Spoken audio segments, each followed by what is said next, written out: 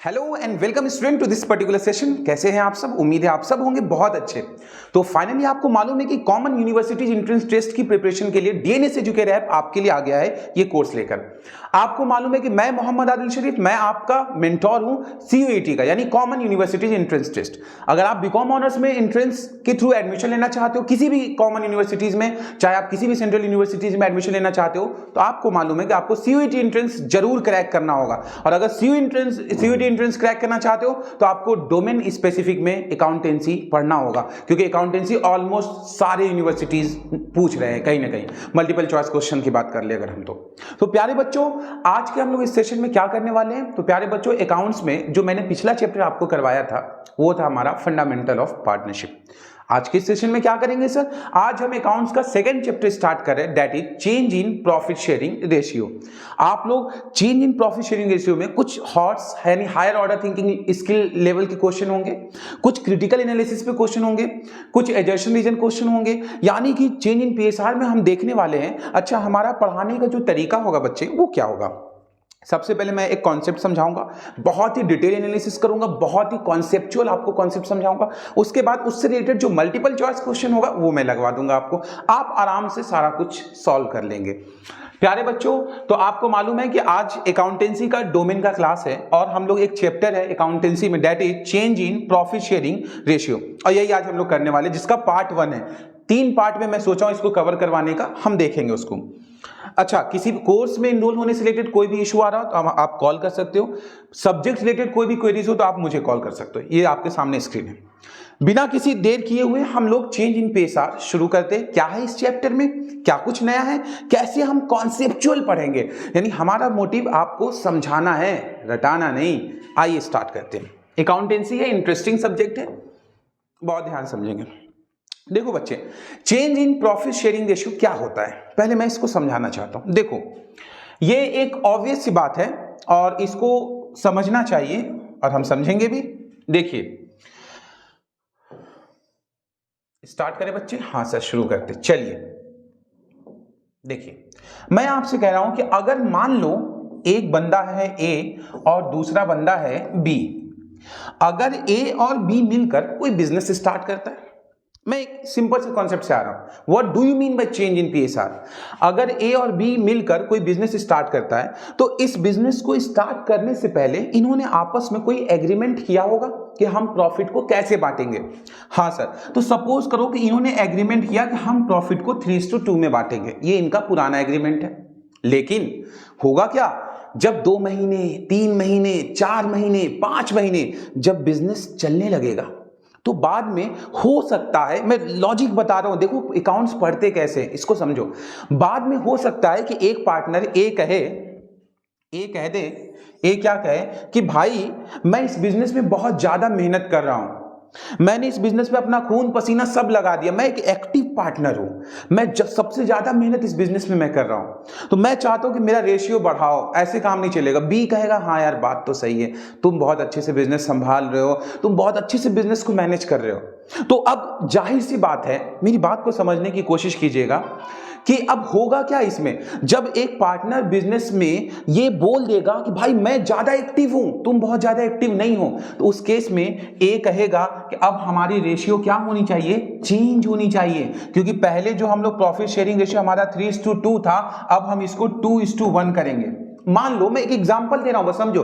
Ratio change क्यों होता है, इसका लॉजिक समझ में आया कि नहीं बच्चे? बताओ ना। रेशियो चेंज तब हो जाता है जब कोई पार्टनर कहता है कि मैं बिजनेस में ज्यादा एक्टिव हूं, ज्यादा मेहनत कर रहा हूं, मुझे ज्यादा प्रॉफिट में शेयर मिलना चाहिए। उस कंडीशन में हमें रेशियो को चेंज करना पड़ता है, और ये एग्रीमेंट के थ्रू, दोनों लोग के म्यूचुअल अंडरस्टैंडिंग के थ्रू, आपसी समझौते के थ्रू रेशियो क्या हो जाएगा बच्चे, चेंज हो जाएगा। इसीलिए इस चैप्टर का नाम रखा गया है change in profit sharing ratio, यानी रेशियो कब चेंज हो जाता है।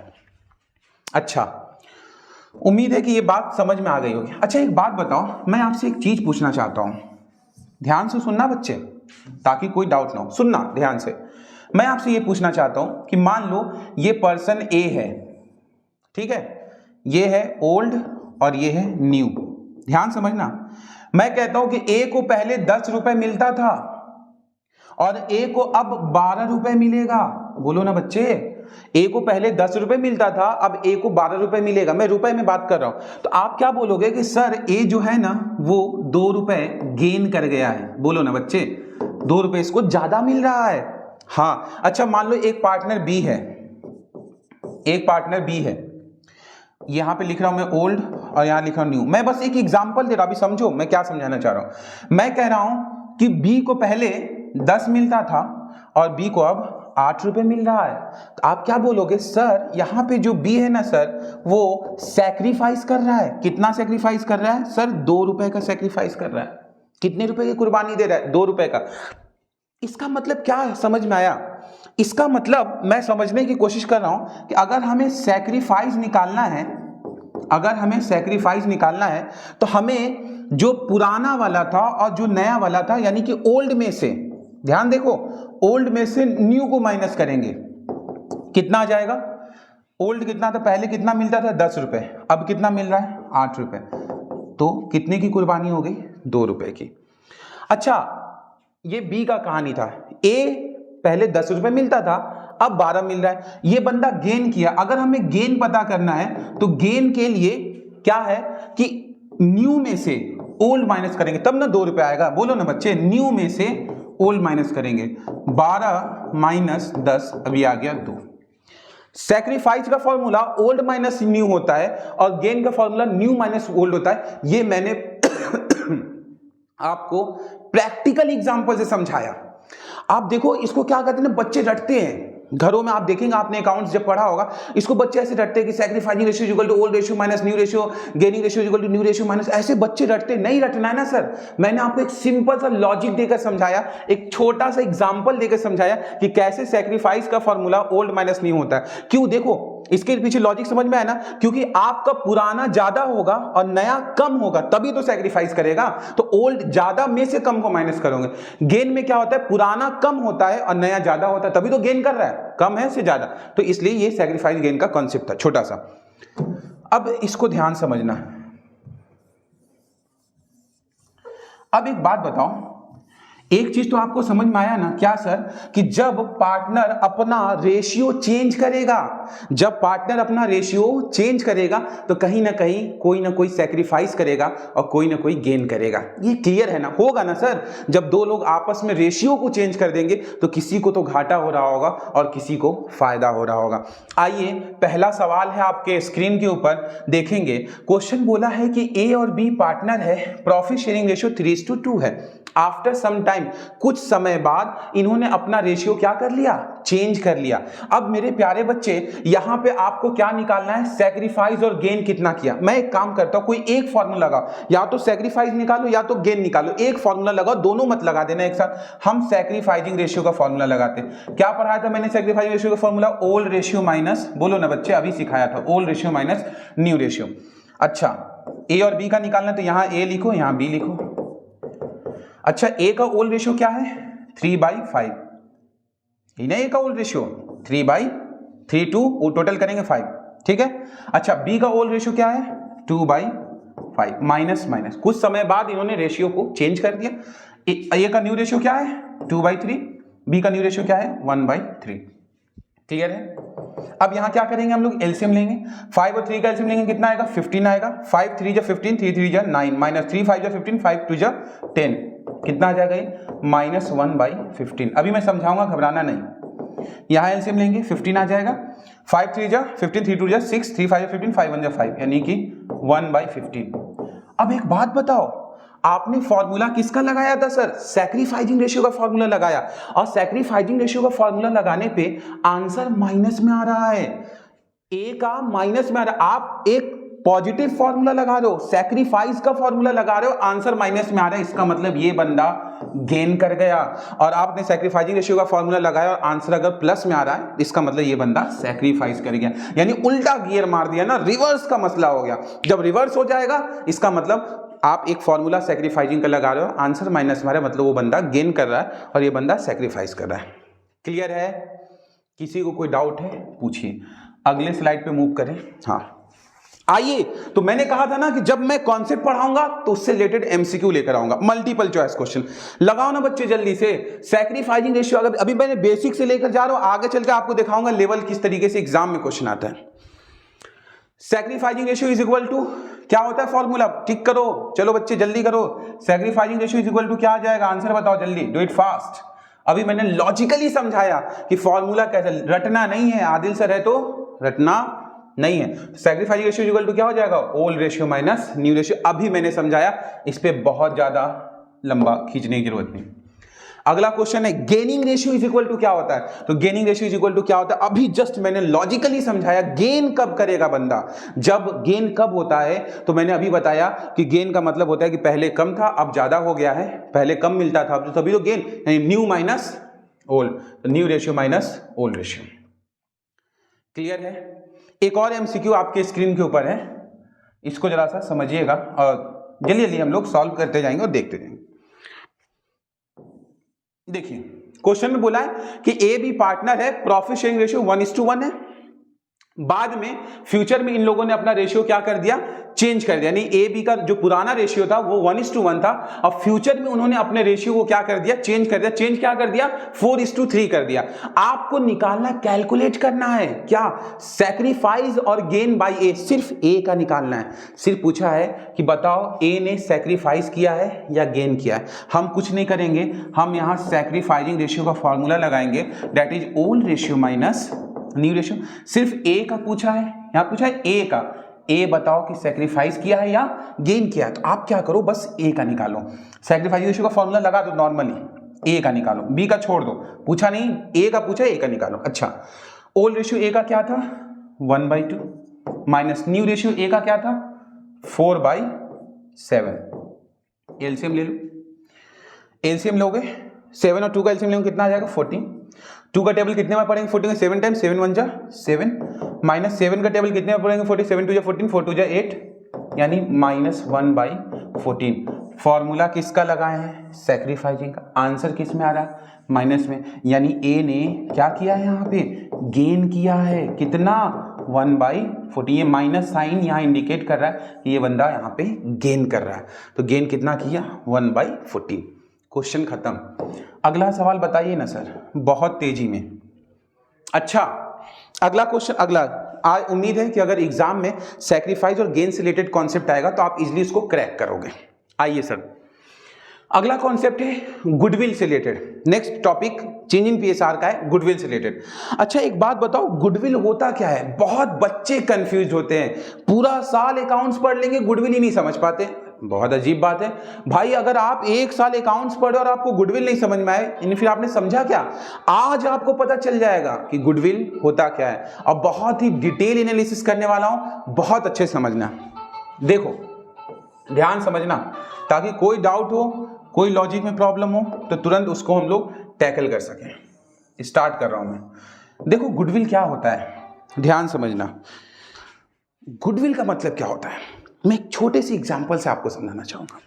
आप देखिए कभी आपने अपने आसपास, घर के आसपास देखना कि कभी कभी एक छोटा सा दुकान खुलता है, एक छोटा सा शॉप खोला जाता है, और वो शॉप शुरू में देखते हैं आपको वो चल नहीं रहा होता है, मतलब उसको कोई पूछने वाला तक नहीं होता है, वो बेचारा चंद पैसे किसी तरीके से कमा रहा होता है, बहुत स्ट्रगल करता है, बहुत स्ट्रगल करता है, करते करते करते करते आप देखते हो कि जब उसी शॉप का एक दिन नाम हो जाता है, यानी जब वो क्वालिटी प्रोडक्ट देने लगता है, जब उससे कस्टमर खुश हो जाते हैं, तो जैसे आप देखो, आप यूपी में हो, अगर आप बनारस में हो, खासकर चूंकि हम लोग बनारस की फैकल्टी हैं, तो आप देखेंगे बनारस में कई पान की ऐसी दुकानें हैं जो बहुत ज्यादा फेमस है। यानी लोग बोलते हैं ना कि पान लेना है तो फला भंडार से लेना, पान भंडार, या उसी से पान लेना, यानी उसी के यहां पान खाएंगे और कहीं नहीं खाएंगे। होता क्या है कि धीरे धीरे जब एक इंसान अपना दुकान खोलता है तो उसकी कोई इमेज नहीं है, कोई रेपुटेशन नहीं है, लेकिन जब वो कस्टमर से रिलेशन बनाता है, कस्टमर से बातचीत करता है, प्रोडक्ट के अंदर क्वालिटी देता है, तो एक समय ऐसा आता है कि वही पान वाला जो बेचारा तरस रहा था कुछ कमाने को, आज बहुत कुछ है, आज बहुत कुछ है उसके पास आने को, तो शायरी बन गया ये।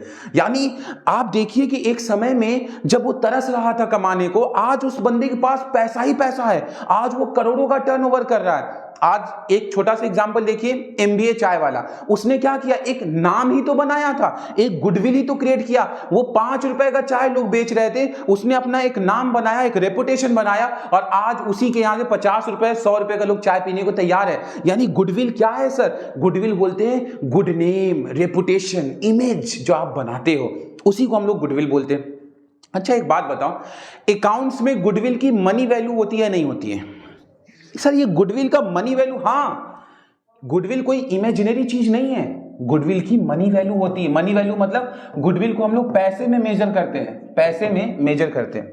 मैं एक छोटा सा एग्जांपल देना चाहूंगा, गुडविल की मनी वैल्यू से क्या मतलब है, मैं समझाना चाहता हूं आपको। आप देखिए, आप मुझे एक बात बताइए, आपने एक छोटा सा शॉप ओपन किया, और ये शॉप जो है आपने 2 लाख रुपए में लिया था, और कोई छोटा सा पान की दुकान आपने स्टार्ट किया, पान की दुकान आपने 2 लाख रुपए में स्टार्ट किया। आपने चलाया, चलाते चलाते चलाते जो 2-4 साल बाद आपकी पान की दुकान की खतरनाक रेपुटेशन हो गया, खतरनाक। हर इंसान आपकी पान की दुकान को अच्छे से जान रहा है, पान की दुकान मतलब फला के यहां जाना है, ठीक है। अब जब रेपुटेशन हो जाएगा तो होगा क्या, 4 साल बाद अगर यही पान की दुकान आपसे कोई खरीदने आया, बोला कि भाई ये पान की दुकान अब मुझे बेच दो, आपका भी मन है हाँ यार बेच दो, क्या आप ये पान की दुकान 2 लाख रुपए में उस बंदे को बेचोगे? सोच के बताओ बच्चे, आप बेचोगे या नहीं बेचोगे? आप बोलेंगे सर नहीं, हम कितने में बेचेंगे? सर हम 10 लाख रुपए में बेचेंगे। कितने में बेचेंगे? 10 लाख रुपए में।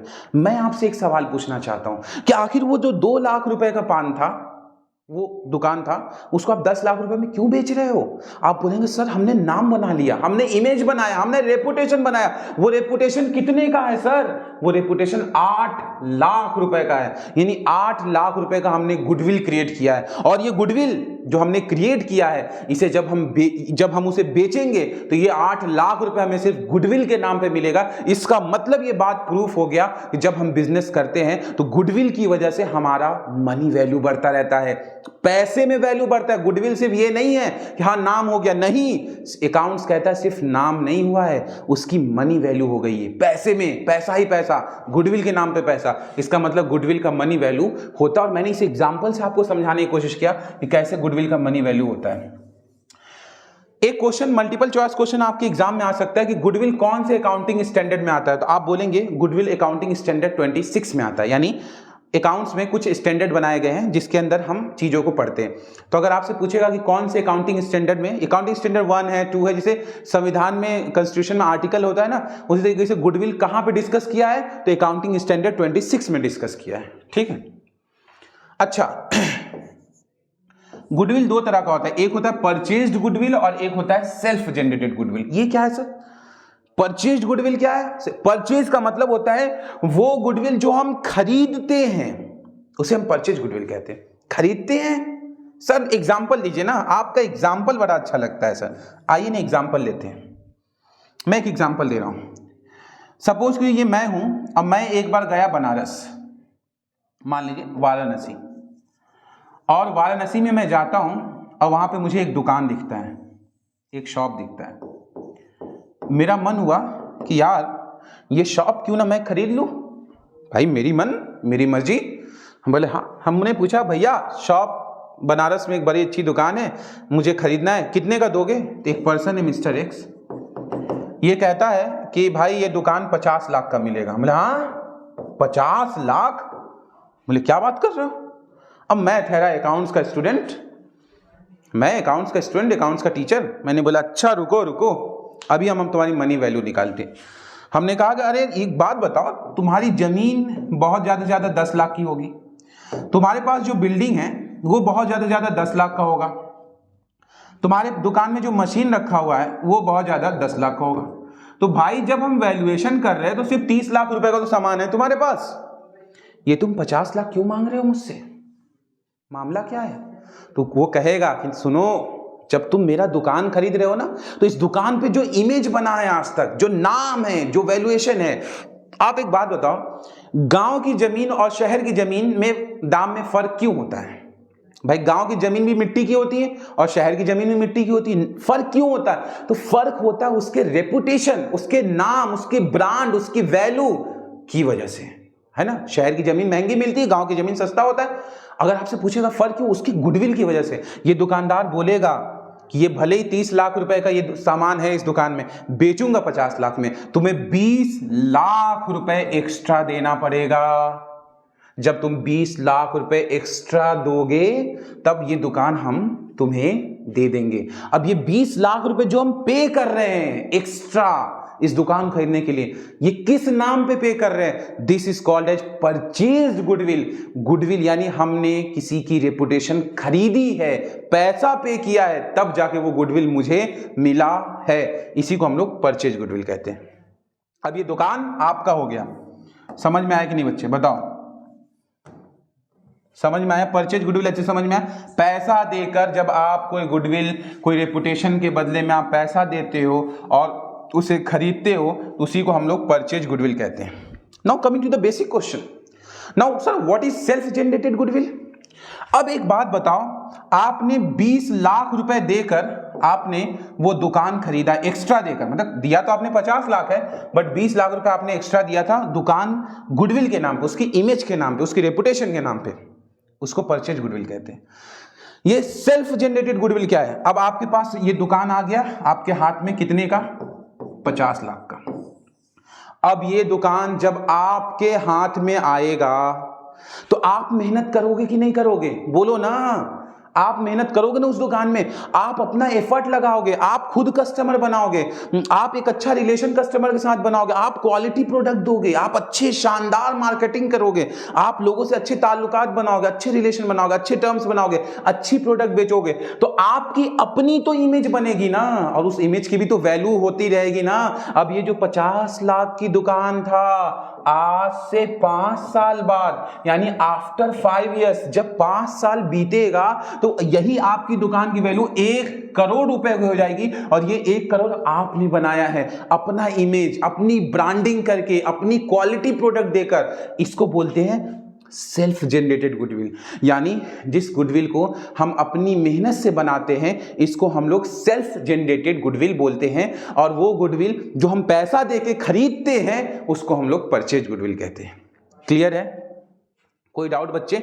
नहीं सर कोई डाउट नहीं है। आगे बढ़िए ना सर, चलो ना बच्चे आगे बढ़ते हैं।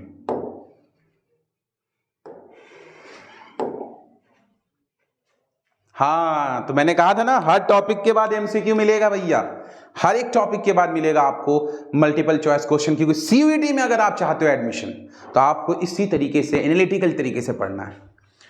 अब क्वेश्चन पूछा है इन विच एस का मतलब यहां क्या है? मैं एक सेकेंड, इन विच, ओके क्लास देखेंगे। क्वेश्चन है इन विच एस का मतलब मैं बता रहा हूं, ये शॉर्ट में मैंने लिखा है, आप लॉन्ग में लिख देना। अकाउंटिंग स्टैंडर्ड अभी मैंने करवाया, कौन से अकाउंटिंग स्टैंडर्ड में गुडविल की बात की गई? अभी मैंने पढ़ाया था अकाउंटिंग स्टैंडर्ड 26 में।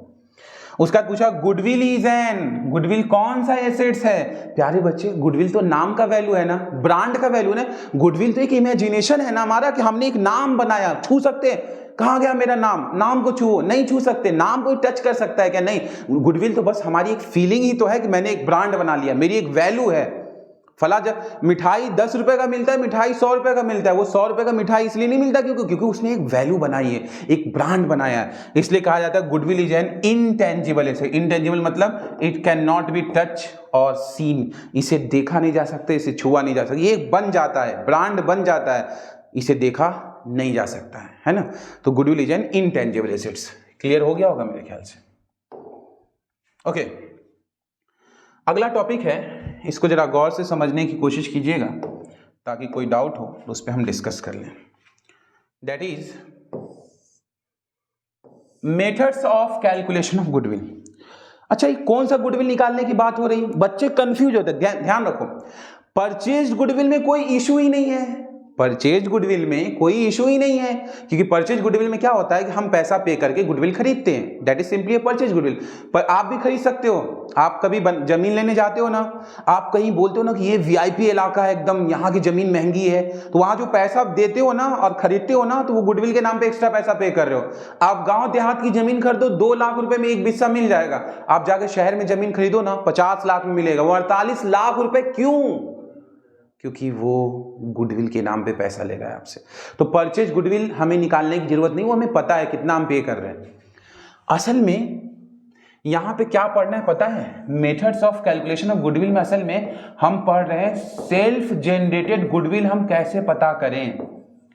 सेल्फ जनरेटेड गुडविल हम कैसे पता करें, यानी मैं एक बिजनेस कर रहा हूं, मैं क्या कर रहा हूं, एक बिजनेस कर रहा हूं, ध्यान समझना, मैं एक बिजनेस कर रहा हूं, तो मैंने अपने बिजनेस में कितना गुडविल क्रिएट किया, मैंने अपने बिजनेस में कितना इमेज बनाया, कितना आज के डेट में हमारे बिजनेस की मनी वैल्यू कितनी हो गई। मैंने पिछले 5 साल से मैं बिजनेस कर रहा हूं, तो आज के डेट में मेरी गुडविल कितनी है, मैंने कितने का मनी वैल्यू क्रिएट किया। आज मैं अपनी दुकान को बेचूंगा तो मुझे कितना ज्यादा पैसा मिलेगा, मुझे अपनी गुडविल जाननी है। तो बिजनेस में, अकाउंट्स में कुछ तरीका बताया गया है कि आप खुद की गुडविल कैसे निकालो, मनी वैल्यू, पैसे में, कि आपकी वैल्यू क्या है, आज कितने में आपकी बिजनेस बिकेगी, तो कितना ज्यादा पैसा आपको मिलेगा, नाम कितना है, ब्रांड क्या है, वैल्यू, मनी वैल्यू क्या है। सेल्फ जनरेटेड गुडविल निकालने के 3 मेथड हैं। पहला है एवरेज प्रॉफिट मेथड, दूसरा है सुपर प्रॉफिट मेथड और तीसरा है कैपिटलाइजेशन मेथड। ये 3 मेथड है जिससे हम गुडविल निकालते हैं। कौन सा? परचेज नहीं बच्चे, सेल्फ जनरेटेड गुडविल। और ये तीनों मेथड हम डिस्कस करेंगे, लेकिन सबसे पहले जो हम डिस्कस करने वाले हैं that is average profit method. बिना किसी देर किए हुए हम शुरू करते हैं कहानी। तो एवरेज प्रॉफिट मेथड शुरू करें? हाँ सर शुरू कीजिए ना। ओके बच्चे तैयार है ना? ये रहा अगला स्लाइड। एवरेज प्रॉफिट मेथड से गुडविल कैसे निकालते हैं? बहुत सिंपल है, आपने जरूर पढ़ा होगा, मैं इसको बताना चाहूंगा। सपोज करो कि सर थोड़ा पानी दे दीजिएगा। सपोज करो, इसको समझने की कोशिश करना, ठीक है? अब देखो, एवरेज प्रॉफिट मेथड से आप गुडविल कैसे निकालेंगे, बहुत ही सिस्टमेटिक समझिएगा, बहुत आराम से आपको आराम से समझा रहा हूं, ध्यान समझो। सपोज करो ये आपका एक छोटा सा बिजनेस है, ये क्या आपका बिजनेस है। अच्छा, इस बिजनेस में पिछले 3 साल से आपने अभी नया नया कोई बिजनेस खरीदा है, मान लो आपने कोई नया नया बिजनेस खरीदा है और इस बिजनेस में आप कंटिन्यूअसली काम कर रहे हैं, ठीक है? अब बिजनेस इंसान करता है, 1 साल 2 साल 3 साल बिजनेस चलता रहता है, नॉर्मली बात है ना? अब मान लो ये फर्स्ट ईयर है, ये सेकेंड ईयर है और ये हमारा थर्ड ईयर है।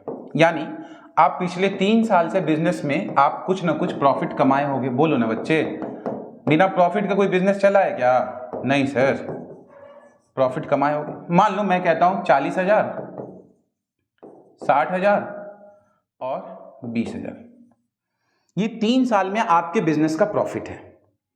अच्छा एक बात बताओ, अगर ये 3 साल एवरेज प्रॉफिट मेथड से हम गुडविल निकालना सीख रहे हैं, 3 साल का आपके बिजनेस का प्रॉफिट है। अगर मैं बोलूं कि इससे एवरेज प्रॉफिट निकालो, अभी गुडविल छोड़ दो, भले समझो बेसिक से, अगर मैं बोलूं इसका एवरेज प्रॉफिट निकालो तो कितना आएगा? तो आप बोलेंगे sir sum of profit divided by number of year. Average ऐसे नहीं निकलता है ना, प्रॉफिट को जोड़कर ईयर से डिवाइड कर दो। प्रॉफिट कितना है sir? 40,000 plus 60,000 plus 20,000 divided by 3, तो 1,20,000 डिवाइडेड बाय 3, तो एवरेज कितना निकल गया आपका? एवरेज आ गया 40,000। यानी एवरेज प्रॉफिट कैसे निकालते हैं? प्रॉफिट को जोड़ देते हैं और जितने साल का प्रॉफिट दिया उससे उसको डिवाइड कर देते हैं। तो प्रॉफिट को जब हम जोड़ेंगे तो 1,20,000 आ जाएगा और हम इसको डिवाइड कर देंगे कितने से? 1 2 3 3 से, तो 1,20,000 को 3 से डिवाइड करें 40 है, ये हमारा एवरेज प्रॉफिट निकल गया। इतना समझ में आया? एवरेज प्रॉफिट हमारा कितना निकल गया? 40,000। इतना नोट कर लो, हम आगे बढ़ना चाहते हैं, इतना नोट कर लो, हम आगे बढ़ना चाहते हैं, ताकि कोई डाउट हो तो पूछना। हाँ सर समझ में आ गया। अब देखो ये याद रखना क्या होता है, समझ में आ गया। अच्छा एक वर्ड और होता है, दैट इज, अभी समझाएंगे, घबराना नहीं, नंबर ऑफ ईयर परचेज। अब ये नंबर ऑफ ईयर परचेज क्या होता है? 90% स्टूडेंट मैंने एनालिसिस किया और मैंने जानने की कोशिश किया। एक सेकंड बस,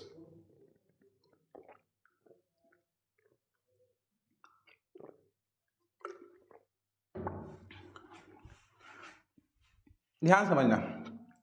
अभी एवरेज प्रॉफिट मेथड से गुडविल कैसे निकालते हैं उसको भूल जाओ। ये बताओ एवरेज प्रॉफिट समझ में आया नहीं है अच्छे से? हाँ सर, 3 साल का प्रॉफिट दिया हुआ है बिजनेस का, हमने उसकी मदद से एवरेज प्रॉफिट निकाल लिया, प्रॉफिट को जोड़कर 3 से डिवाइड कर दिया।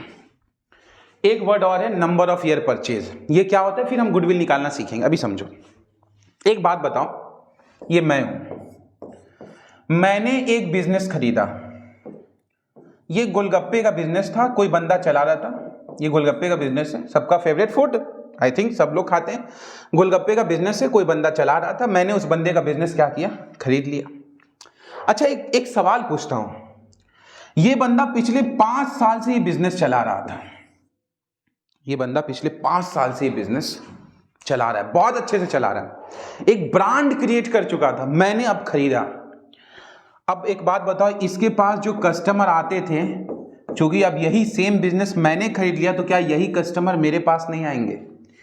यानी मैंने जब इस बिजनेस को खरीदा तो उस बंदे की गुडविल से, जो उसने बनाया था, उस पुराने गोलगप्पे वाले ने, मुझे भी कुछ सालों तक बेनिफिट मिलेगा कि नहीं मिलेगा? कुछ ईयर्स तक मुझे सिर्फ उसकी गुडविल से मैं कमाऊंगा या नहीं कमाऊंगा? यानी मैं एक बात ये कहना चाह रहा हूं कि इसका मतलब मैंने जब किसी का बिजनेस परचेज किया तो उस बंदे की गुडविल की वजह से, उस बंदे की इमेज से, यानी अगर वो बंदा 40,000 रुपए साल का कमा रहा था तो उसने जो इमेज बनाया था, उसी इमेज से अगले हो सकता है कि साल, 2 साल या 3 साल तक, मतलब मान लो 3 ही साल, मैंने अगले 3 साल तक मैं 40,000 सिर्फ उसके गुडविल से मैं कमा लूंगा।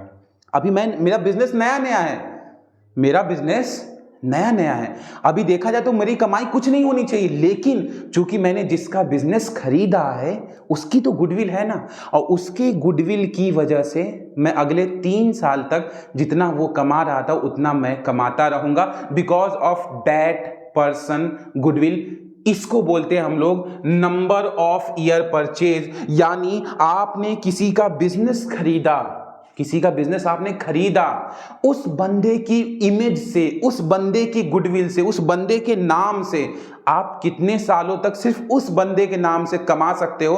तो साल, 2 साल या 3 साल, इसी को हम लोग नंबर ऑफ ईयर परचेज। हो सकता है आप 2 साल तक कमा सकते हो सकता है आप 3 साल तक कमा सकते हो सकता है सिर्फ उस बंदे की इमेज की वजह से आपका बिजनेस अगले 2-3 साल सिर्फ उस बंदे की इमेज की वजह से बराबर प्रॉफिट होता रहेगा, जितना उसको हो रहा था उतना आपको भी होगा। लेकिन ये जिंदगी भर नहीं होगा, ये साल, 2 साल, 3 साल, 4 साल तक होगा, फिर आपको अपनी खुद की गुडविल बनानी पड़ेगी। इसी को नंबर ऑफ ईयर परचेज कहते हैं।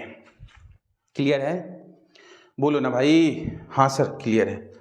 अच्छा, अब आ जाओ एवरेज प्रॉफिट मेथड से गुडविल कैसे निकालते हैं। ये मैंने 2 चीजें, एक एवरेज प्रॉफिट क्या होता है समझा दिया, और नंबर ऑफ ईयर परचेज क्या होता है ये भी समझा दिया मैंने, उम्मीद है। चलो अब देखो, अगर एवरेज प्रॉफिट मेथड से आपको गुडविल निकालना है तो गुडविल का फॉर्मूला होता है average profit into number of year purchase. दोनों मैंने एक्सप्लेन कर दिया है बहुत अच्छे से। आज आपको पता चल गया नंबर ऑफ ईयर परचेज क्या होता है। ये क्वेश्चन में दिया रहेगा, उस बंदे की, पुराने बंदे के बिजनेस की इमेज से आप कितने साल तक कमाओगे, 1 साल, 2 साल, 3 साल तक ही कमाओगे, ये नंबर ऑफ ईयर परचेज होता है। इसी से हमारी गुडविल की वैल्यू पता चलता है। अच्छा, हमारे बिजनेस में हमारी गुडविल कितनी, हमारी इमेज कितने की, 10 लाख की, 20 लाख की, 5 लाख की, 4 लाख की, ये हम कैसे पता करते हैं? सोचो ना, लॉजिकली बताओ ना मुझे, हम कैसे पता करें सर कि मेरी बिजनेस की इमेज कितनी की?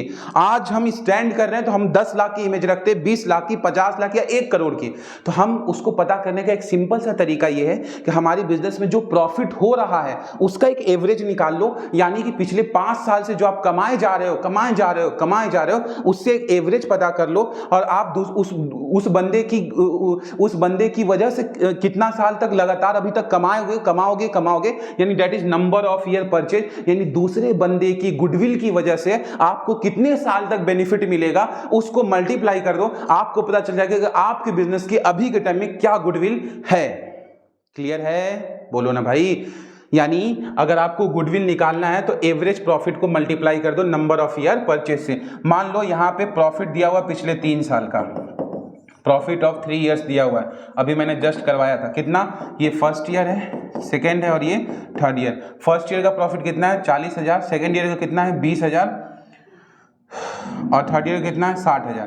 तो अगर आप यहाँ पे एवरेज प्रॉफिट निकालोगे तो एवरेज प्रॉफिट कितना आ जाएगा बच्चे? तो 40,000 प्लस 20,000 और प्लस 60,000 डिवाइडेड बाई 3, यानी कि कितना आ जाएगा? ये 1,20,000 डिवाइडेड बाई 3। अभी सब मैं बता चुका हूँ इसलिए दोबारा बताने की जरूरत नहीं है। 40,000, तो एवरेज प्रॉफिट आपका कितना आ जाएगा? 40,000 into number of year purchase, यानी जिस बंदे की आपने बिजनेस खरीदा है उससे कितने साल तक कमाओगे। हमने कहा हम 5 साल तक उसका फायदा उठाएंगे। इसका मतलब आज की डेट में आपकी गुडविल कितने की हो गई? सर 2 लाख रुपए की आपकी गुडविल बन गई है। ये होता है goodwill is equal to average profit method से गुडविल निकालने का फॉर्मूला। पहले एवरेज प्रॉफिट निकालो, वो मैंने अभी जस्ट बता दिया डिटेल में, नंबर ऑफ ईयर परचेज से मल्टीप्लाई कर दो, आपका गुडविल निकल जाएगा।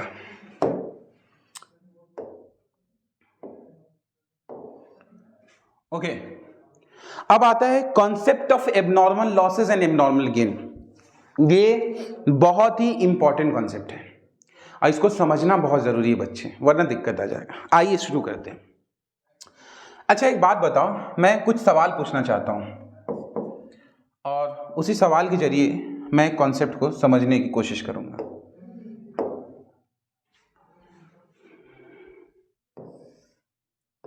मुझे एक बात बताओ, सोच के बताना, नॉर्मल प्रॉफिट और एबनॉर्मल प्रॉफिट में क्या डिफरेंस है? और दूसरा सवाल है दैट इज नॉर्मल लॉस और एबनॉर्मल लॉस में क्या डिफरेंस है? पहले ये समझ लो तो ये कॉन्सेप्ट तुमको खुद ब खुद समझ में आ जाएगा। कोई डाउट हो इसमें सोचो ये क्या होता है, सोचो समझो फिर जवाब देना। देखो तो बहुत आराम से मैं समझाने की कोशिश कर रहा हूं, आप समझना। देखो नॉर्मल प्रॉफिट बिजनेस में किसको कहते हैं? आपने एक प्रोडक्ट बनाया 10 रुपए का, आपने सोचा कि इस पे 2 रुपए हम प्रॉफिट रख के बेचेंगे, 12 रुपए में सामान बेच देंगे, 2 रुपए हमको प्रॉफिट हो जाएगा। This is normal profit. Now what is abnormal profit? आपके बिजनेस में अचानक से आपने कोई लॉटरी जीत लिया, लॉटरी, अचानक से लॉटरी लग गया, वाइंडफुल गेन, अचानक से कोई गेन हो गया, करोड़ों रुपए आपने कमा लिया, ये हमारा एबनॉर्मल प्रॉफिट है। ये नॉर्मल आम हालात में ये प्रॉफिट, एबनॉर्मल मतलब सडन अनसर्टेन प्रॉफिट, पता नहीं कहां से हो गया। नॉर्मल लॉस क्या होता है सर? आपका एक ट्रांसपोर्ट है जिसमें ऑयल जा रहा है, तेल का, आपका तेल का बिजनेस है, तेल जा रहा है, ठीक है, ऊपर से धूप लग रही है इस गाड़ी को, इसमें से कुछ तेल उड़ गया। तेल उड़ता है ना जब धूप लगता है, हीट की वजह से उड़ जाएगा, बिजनेस में लॉस हुआ। आप 50 लीटर इसमें ऑयल था, जब पहुंचा तो सिर्फ 49 लीटर ऑयल पहुंचा।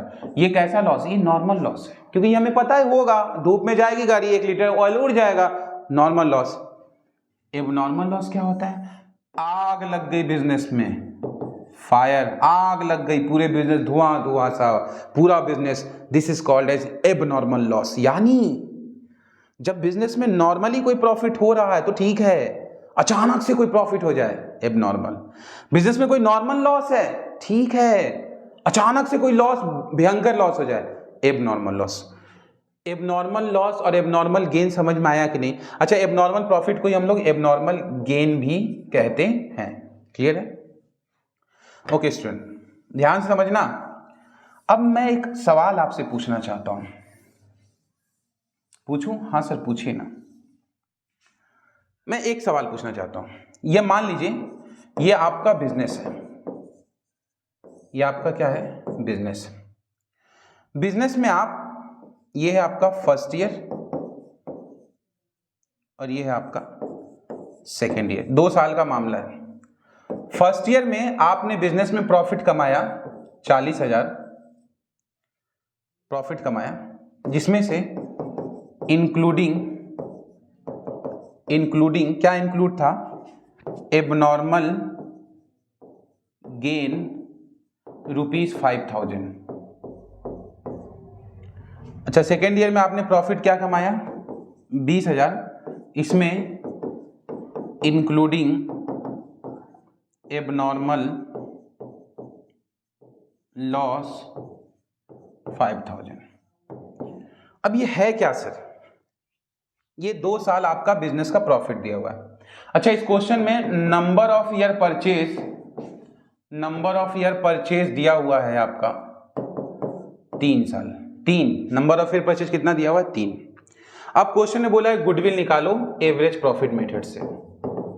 एवरेज प्रॉफिट मेथड से गुडविल निकालना है। ध्यान समझना, गुडविल निकालने का फॉर्मूला मैंने अभी भी पढ़ाया था और याद होगा आपको। गुडविल इज इक्वल टू, मैंने पढ़ाया था, average profit into number of year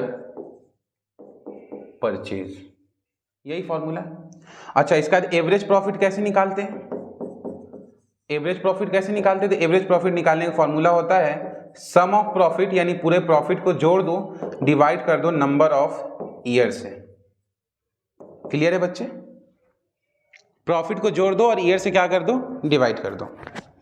अब मैं आपसे एक सवाल पूछता हूं बच्चे, क्वेश्चन कॉम्प्लिकेटेड है बट आदिल सर है ना, समझाएंगे ना आराम से। याद रखना, गुडविल निकालने के लिए कभी भी बिजनेसमैन अपने एबनॉर्मल लॉस और एबनॉर्मल गेन को नहीं लेता है। क्या मतलब है? यानी गुडविल हमेशा कौन से प्रॉफिट पे निकलेगा? मैं यही चीज दिमाग में आपके डालना चाह रहा हूं। गुडविल हमेशा, याद रखो कि गुडविल हमेशा बिजनेस के नॉर्मल प्रॉफिट पे निकलेगा, एबनॉर्मल प्रॉफिट पे नहीं निकलेगा। मैं समझा रहा हूं, मैं सुनो ना। मैंने कहा कि मैंने एक बिजनेस में 50,000 रुपए कमाया नॉर्मली, 20,000 रुपए कमाया लॉटरी से। कुल कितना कमाया? बोलो ना। 50,000 नॉर्मल कमाया, 20,000 लॉटरी से कमाया। कमाई कितना? 70,000। लेकिन जब आप गुडविल निकालोगे ना बच्चे, तो आपको लॉटरी वाला प्रॉफिट नहीं लेना है। आपको सिर्फ अपना कौन सा प्रॉफिट लेना है? बोलो ना, सिर्फ नॉर्मल प्रॉफिट। क्योंकि गुडविल कहता है कि हम एबनॉर्मल प्रॉफिट को कंसीडर नहीं करते हैं, क्योंकि बिजनेस तो चल ही रहा है नॉर्मल प्रॉफिट से। वो तो लॉटरी लग गया, हर साल थोड़ी लगेगा। बिजनेस कहता है कि हमारी गुडविल इन लॉटरी से नहीं होता, हमारी जो एक्चुअल में जो कमाई है, हमारी इमेज, हमारी गुडविल उसी से है। इसलिए गुडविल कभी भी एबनॉर्मल को नहीं लेता है। क्लियर है? अच्छा, एक बात बताओ, एक साल हमने बिजनेस में 70,000 रुपए कमाया और अचानक से आग लग गई, 20,000 रुपए का नुकसान हो गया, तो प्रॉफिट कितना बचा? 50,000। गुडविल ये कहता है कि सुनो, लॉस हुआ है ना, लेकिन आग लगने से ना हर साल थोड़ी आग लगेगा। तो गुडविल निकालने के लिए आप अपना नॉर्मल प्रॉफिट ले सकते हो। आपको आग भले ही लग गई, नुकसान हो गया है, तब भी आपको 70,000 ही लेके चलना है। यानी मैं क्या कहना चाहता हूं, मेरी बात को समझो तो बच्चे, मैं ये कहना चाहता हूं कि आपको गुडविल अगर निकालना है प्यारे बच्चे, तो गुडविल आपको अपने नॉर्मल प्रॉफिट से निकालना है। अगर कोई एबनॉर्मल नेचर का कोई चीज हो गया है तो उसको आप कंसीडर नहीं करोगे, आपको अपने नॉर्मल प्रॉफिट से निकालना है। जैसे एक बात बताओ, अगर मैं बोलूं फर्स्ट ईयर में आपके बिजनेस में प्रॉफिट कितना हुआ है? 40,000। बोला इंक्लूडिंग एबनॉर्मल गेन 5,000। यानी असल में आपके बिजनेस में 40,000 प्रॉफिट कैसे हुआ है? बोला इंक्लूड है इसमें, यानी इस 40,000 में जुड़ा हुआ है। क्या जुड़ा हुआ है? 5,000 रुपए एबनॉर्मल गेन। इसका मतलब इस 40,000 में 5,000 लॉटरी का इनकम है, इंक्लूड है, जुड़ा हुआ है। इसका मतलब क्या हुआ? इसका मतलब हुआ कि इस 40,000 में से हम लोग 5,000 क्या कर देंगे? माइनस कर देंगे, क्योंकि हमें सिर्फ अपने नॉर्मल प्रॉफिट से गुडविल निकालना है। फालतू का इनकम कोई हो गया उससे मतलब नहीं। इसका मतलब एक्चुअल में हमारा प्रॉफिट कितना हो जाएगा? 35,000 रुपए। तो यहां में लिखेंगे 35,000। अच्छा, सेकेंड ईयर में हमारा प्रॉफिट कितना है बच्चे? 20,000। इसमें कहता है इंक्लूडिंग एबनॉर्मल लॉस 5,000। इसका मतलब अगर हमने 20,000 रुपए तो कमाया है, लेकिन उस 20,000 में कह रहा है कि 5,000 का एबनॉर्मल लॉस हुआ है, यानी 5,000 का आग लग गया है। इस वजह से 20,000 हमने कमाया है, आग लग गया था, जल गया था सामान। इसका मतलब एक्चुअल में हमारी कमाई कितनी थी? बोलो ना, 20,000 प्लस 5,000 का आग भी तो लगा। यानी अगर आग ना लगा होता तो मेरी कमाई असल में 25,000 रुपए थी। वो तो 5,000 का आग लग गया, इंक्लूड हो गया, इस वजह से हमारी 20,000 दिख रहा है। यानी एक्चुअल में हमने 25,000 कमाया था, वो 20,000 यहां क्यों दिख रहा है मुझे बताओ ना। 20,000 इसलिए दिख रहा है क्योंकि 5,000 में आग लग गया था, पैसे में नहीं, बिजनेस में, तो हमने माइनस कर दिया होगा। इसका मतलब एबनॉर्मल लॉस को हम लोग क्या करेंगे, वापस से ऐड करके अपना नॉर्मल प्रॉफिट पता करने की कोशिश करेंगे, और हमारी जो नॉर्मल एक्चुअल में जो कमाई है वो बच्चे 25,000 रुपए है। समझ में आया? इसका मतलब हम लोग क्या करेंगे यहाँ पे, 35,000 प्लस 25,000 डिवाइडेड बाई 2, तो कितना आ जाएगा, 60,000 डिवाइडेड बाई 2, तो कितना आ जाएगा, ये आ जाएगा हमारा 30,000, ये आ जाएगा एवरेज प्रॉफिट। यहाँ लिखेंगे 30,000 into number of year purchase कितना दिया हुआ है सर, 3 दिया हुआ है, तो ये आ जाएगा गुडविल हमारा 90,000। नोट कर लो जल्दी से, इसको नोट कर लो, जल्दी से नोट कर लो। और बस एक शॉर्टकट लिखवा दे रहा हूं ताकि एग्जाम में क्वेश्चन आए तो कोई देखो किस तरह से सीयूटी के लेवल का पढ़ाया जा रहा है। हमारे प्लेटफॉर्म पे हम क्या कर रहे हैं कि आपको एक अच्छे लेवल से पढ़ा रहे हैं ताकि आपको बेसिक से बेसिक कॉन्सेप्ट भी आसानी से क्लियर हो जाए। तो मैंने अभी जो एक कॉन्सेप्ट पढ़ाया बच्चे, उसको जरा सा गौर करो। तो मैंने आपको क्या पढ़ाया कि देखो सिंपल रट लो ना यार, अब क्या एबनॉर्मल लॉस दिया होगा तो ऐड कर देना, और अगर एबनॉर्मल गेन दिया होगा उल्टा सोचना है, उल्टा सोचो, लॉजिक मैंने बता दिया, तो इसको हम लोग माइनस कर देंगे। हमें अपने बिजनेस के नॉर्मल प्रॉफिट से गुडविल निकालना होता है। उम्मीद ही इतना समझ में आया होगा। तो फ्रेंड्स, आपको उम्मीद है ये सेशन बहुत पसंद आ रहा होगा, तो इस सेशन को आपने बहुत अच्छे से एंजॉय भी किया होगा। Thank you very much for this particular session. अगले ही सेशन में हम सिर्फ नेक्स्ट सेशन हम लेकर आ रहे हैं, और गुडविल एवरेज प्रॉफिट मेथड का कुछ इंटरेस्टिंग कॉन्सेप्ट के साथ हम गुडविल निकालेंगे। जल्दी से हमारा ये चैनल सब्सक्राइब कर लो। हमारे कोर्स में अगर आप इनरोल होना चाहते हो तो जल्दी जल्दी हमारे कोर्स में आप इनरोल हो सकते हो, कोई इशू नहीं होगा। और अगर हमारे ये बैच अगर आप ज्वाइन करते हो तो इस बैच में हम लोग सारा कुछ रिकॉर्डेड लेक्चर, लाइव सेशन वगैरह, वीकली लाइव सेशन वगैरह, और सारा doubt clearing session, personal touch में मेंटोर के आप रहेंगे, और साथ में सारा कुछ हम फैसिलिटीज आपको प्रोवाइड करने वाले हैं। Thank you very much for this particular session. मिलते हैं अगले सेशन में बहुत जल्द।